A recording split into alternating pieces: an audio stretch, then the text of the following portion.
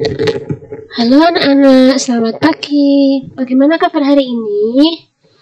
Nah, hari ini kita akan memulai pembelajaran, yaitu tema 4, subtema 2, pembelajaran 5 dan 6. Nah, anak-anak, kita akan membahas tentang karya seni terlebih dahulu. Menghargai karya seni rupa itu dapat dilakukan dengan cara mengapresiasi.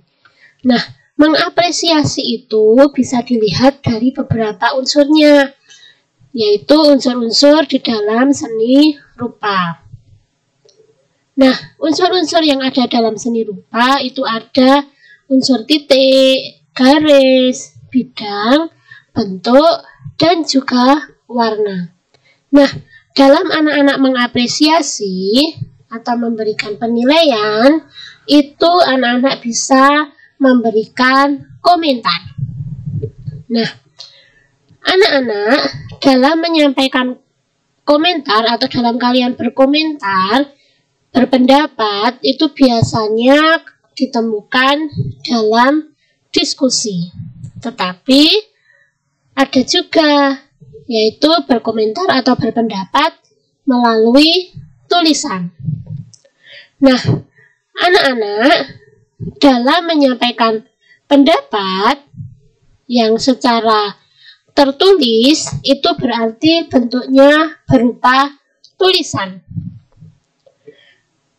Nah, komentar yang berbentuk tulisan ini itu ada aturannya anak-anak, yaitu yang pertama tulisannya harus jelas.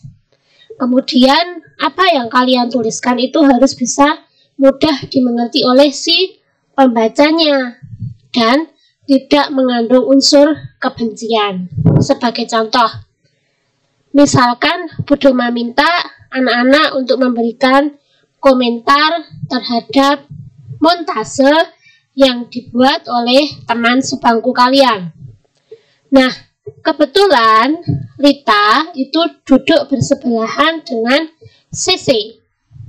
Nah, CC dan Lita itu saling memberikan komentar melalui bentuk tulisan. Nah, di dalam tulisannya Lita yang memberikan komentar kepada montase buatan CC, itu tidak boleh misalkan seperti ini. CC, montasemu itu jelek karena tidak rapi, misalkan seperti itu. Itu tidak tepat ya anak-anak ya, karena CC secara otomatis akan merasa tersinggung. Tapi kalau Lita memberikan komentar terhadap montase yang dibuat CC, ini begini. CC, montase yang kamu buat itu sudah bagus, hanya mungkin bisa lebih dirapikan sedikit sehingga gambarnya akan lebih jelas, misal seperti itu. Nah, dari komentar yang pertama dan komentar yang kedua, kira-kira komentar yang baik, komentar yang pertama atau yang kedua? Ya, komentar yang kedua, yang tidak menimbulkan sakit hati. Nah, setelah kalian mendengar contoh tadi, di sini Bu Doma ada gambar rumah. Nah, setelah kalian mengamati gambar rumahnya, kita akan bersama-sama memberikan penilaian, yaitu memberikan komentar. Di sini Bu Doma ada contoh komentarnya, yaitu gambar tersebut sudah sesuai berdasarkan unsur titik, garis, bidang, bentuk, dan warnanya. Nah, coba kalian amati dari titik. Yang dimaksud dengan titik itu adalah pada saat kalian menggambar pasti digaris terlebih dahulu, diberi batasan atau diukur terlebih dahulu dengan bantuan titik, kemudian dari titik dan titik digabungkan menjadi sebuah garis. Nah, itu sudah tepat ya. Kemudian bidangnya, oh iya, rumahnya terlihat berdiri, tidak tidur, tidak gepeng, ya tidak. Nah, kemudian bentuknya sudah bagus, benar-benar menyerupai rumah. Tampak dari mana? Dari samping. Kemudian warnanya juga cerah, indah. Nah, anak-anak, gambar rumah ini adalah gambar yang dibuat dengan menggunakan teknik komputer. Nah, anak-anak di dalam memberikan komentar di sini juga diberikan alasannya. Kenapa kok gambar itu sudah sesuai dengan unsur dalam seni rupa? Nah, seperti yang tadi sudah Bu Doma jelaskan masing-masing, karena pemberian titik dan garis sudah sesuai ukuran. Dalam artian, gambar tersebut bisa dikatakan proporsional. Nah, seperti itu. Jadi, memberikan komentar bukan hanya sekedar memberikan komentar, tapi harus diberikan alasannya. Dan juga bisa juga ditambahkan dengan saran. Begitu ya anak-anak ya. Nah, kalau tadi gambar tersebut tadi menggunakan teknologi, nah komputer itu termasuk teknologi modern anak-anak. Nah, teknologi modern itu sangat membantu manusia, terutama dalam mengolah alam yang sudah disediakan oleh Tuhan untuk kita. Nah, dengan teknologi, pengerjaan bahkan menjadi lebih mudah sehingga dihasilkan barang yang bervariasi. Seperti komputer, komputer bukan hanya digunakan untuk mengetik, tapi bisa untuk menggambar, untuk kegiatan yang lainnya yang berhubungan dengan teknologi informatika. Nah, selain itu anak-anak, selain tadi manfaat dari teknologi tadi menghasilkan barang yang bervariasi, pembuatan barangnya juga membutuhkan waktu yang singkat, jadi tidak membutuhkan waktu yang lama. Nah, anak-anak bisa lihat dua gambar ini. Gambar yang pertama, ada bapak yang sedang menebang pohon dengan alat tradisional. Sedangkan gambar yang kedua, yaitu menebang pohon dengan alat modern, dengan tradisional, dengan teknologi modern. Nah, selain menebang kayu, penggunaan teknologi modern dalam pengolahan sumber daya alam itu juga terdapat pada traktor. Nah, traktor itu untuk membajak sawah. Kalau dulu menggunakan apa? Ya, pintar, kerbau, tapi sekarang menggunakan traktor. Kemudian ada mesin penggilingan padi, yaitu untuk memisahkan antara kulit dengan padinya. Nah, tapi anak-anak, teknologi itu memiliki dampak negatif, terutama bagi kita semua, baik itu sumber daya alam ataupun sumber daya manusianya. Nah, yang pertama yaitu tempat sumber daya alam menjadi rusak. Karena apa? Alat-alat konstruksi atau alat-alat teknologi itu kan kebanyakan besar-besar anak-anak, seperti misalkan traktor, kemudian bego dan lain sebagainya. Nah, itu bisa merusak sumber daya alam, yaitu tanah. Kemudian pekerja yang dibutuhkan pun hanya sedikit. Karena apa? Sudah dibantu dengan teknologi yang sangat canggih. Jadi nggak perlu misalkan untuk mengangkat kayu gelondongan yang banyak.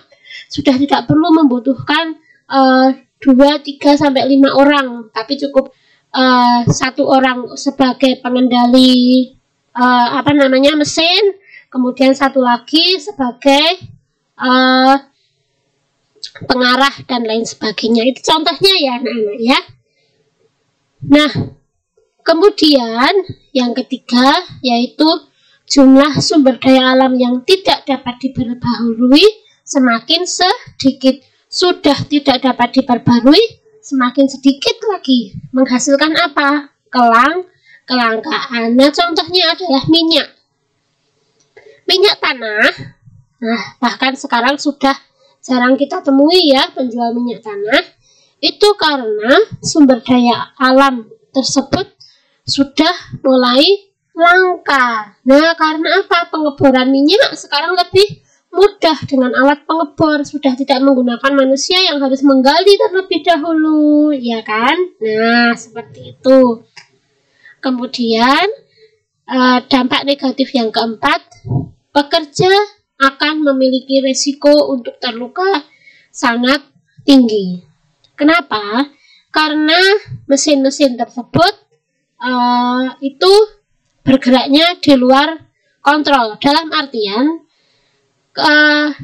kendali manusia dengan kendali mesin itu berbeda. Kalau manusia yang mengendalikan dalam artian misalkan saat menebang pohon. Kalau manusia tenaga manusia itu memiliki kehati-hatian.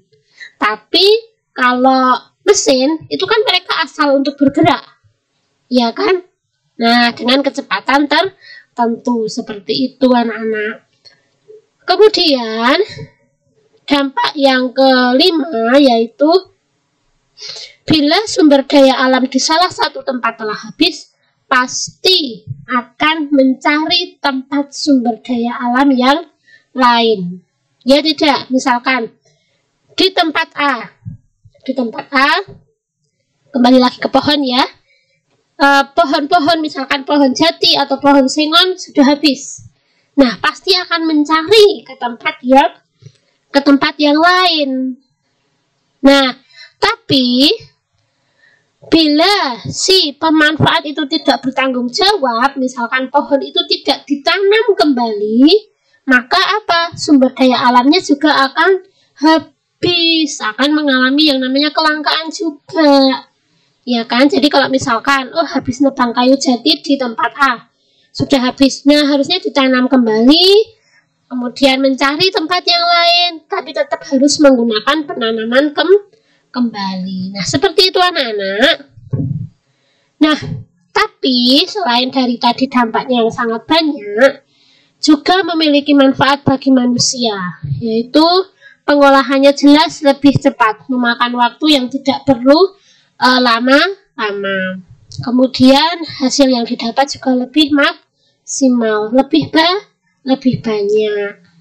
Nah, kalau tadi kita membicarakan tentang pohon, nah sekarang kita akan membicarakan tentang siklus pemanfaatan air. Nah, anak-anak bisa amati. Di sini ada sumber air yang berupa air tanah, ya, yaitu mata air murni, kemudian dibawa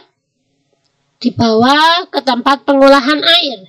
Nah, di pengolahan air ini disaring, kemudian dihigieniskan, kemudian setelah itu dipompa dan diletakkan di tempat penampungan air. Nah, setelah di penampungan air baru bisa disalurkan ke rumah-rumah seperti yang saat ini kita manfaatkan. Ya kan, PDAM, walaupun bilangnya PDAM berdomah, ya tapi kan tetap berasal dari air tanah. Nah, ada lagi sumber air yang berupa air permukaan dari laut. Nah, air ini juga dipompa anak-anak.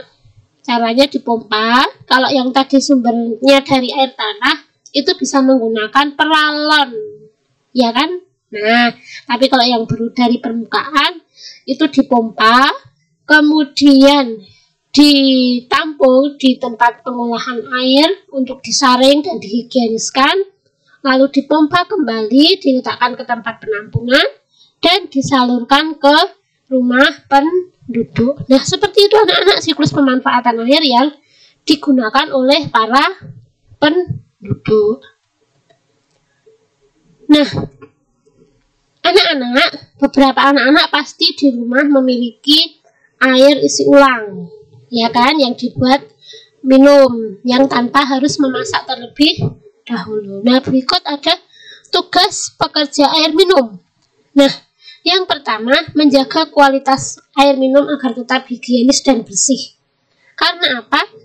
Kan kalau kalian menggunakan air galon tidak perlu dimasak kembali kan? Ya, hanya langsung diminum begitu saja atau langsung digunakan untuk memasak dan lain sebagainya. Nah, kemudian tugasnya yaitu menyalurkan kepada pembeli. Lalu mengadakan pelaksanaan bimbingan teknis, yaitu terkait dengan